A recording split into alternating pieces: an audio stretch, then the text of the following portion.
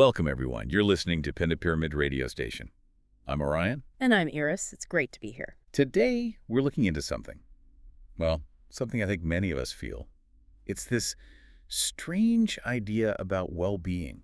The paradox where chasing something like happiness can actually make it harder to find. Exactly that. It seems counterintuitive, doesn't it?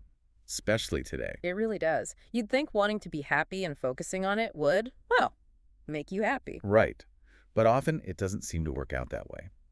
So the big question we're tackling is, if going straight for happiness doesn't always get us there, what does? Yeah, what's the alternative path? Because, focusing really hard on being happy can sometimes just loop you back into feeling dissatisfied. Especially, I think, with all the social media around us, that constant compare and contrast. Oh, definitely.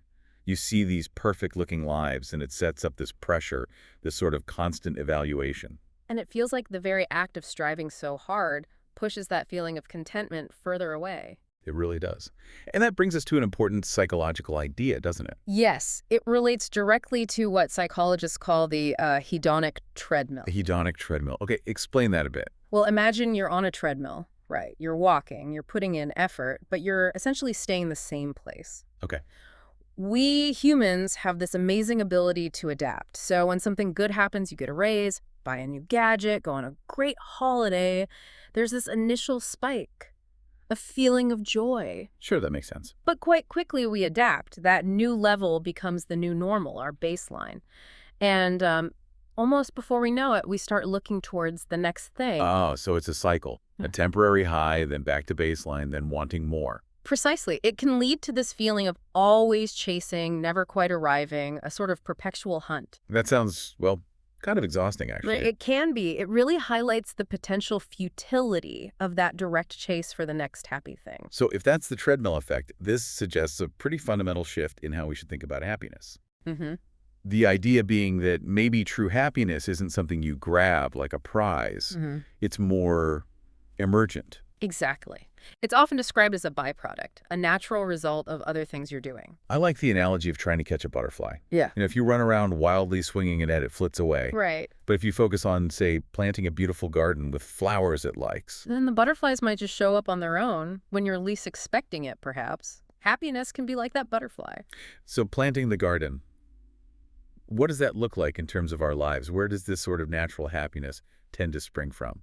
Well, the thinking points to a few key areas. It's not just one thing. Okay. Firstly, living a life that feels meaningful, having a sense of purpose, feeling like what you do matters, even in small ways. Purpose. Okay.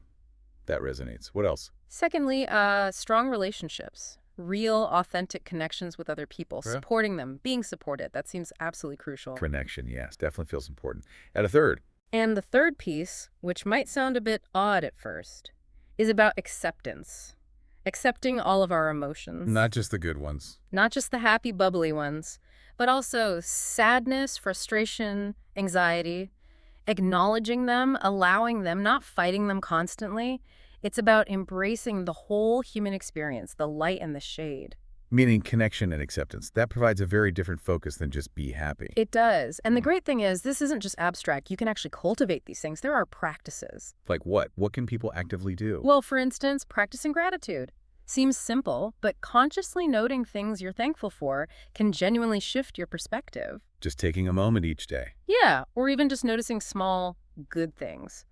Another is mindfulness, staying present.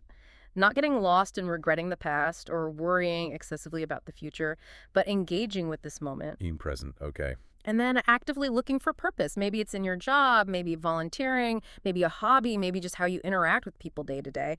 Finding those little bits of meaning. And investing in those relationships you mentioned. Absolutely. Consciously putting time and energy into nurturing those connections.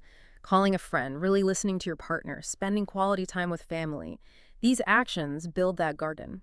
So it really comes back to this shift, doesn't it?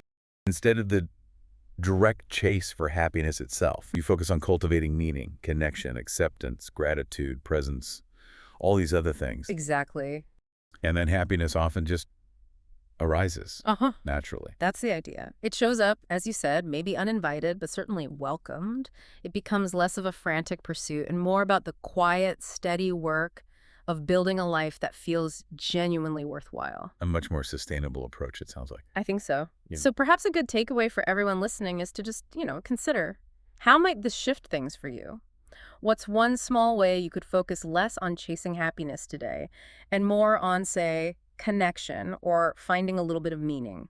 That's a wonderful thought to leave folks with. A small shift can make a big difference over time. Definitely. All right, that brings us to the end of our discussion for today. Thanks so much for tuning in to Pen to Pyramid Radio Station. Yeah, thanks, everyone. Please do subscribe if you'd like to catch our future conversations, and we always appreciate hearing your own thoughts and reflections.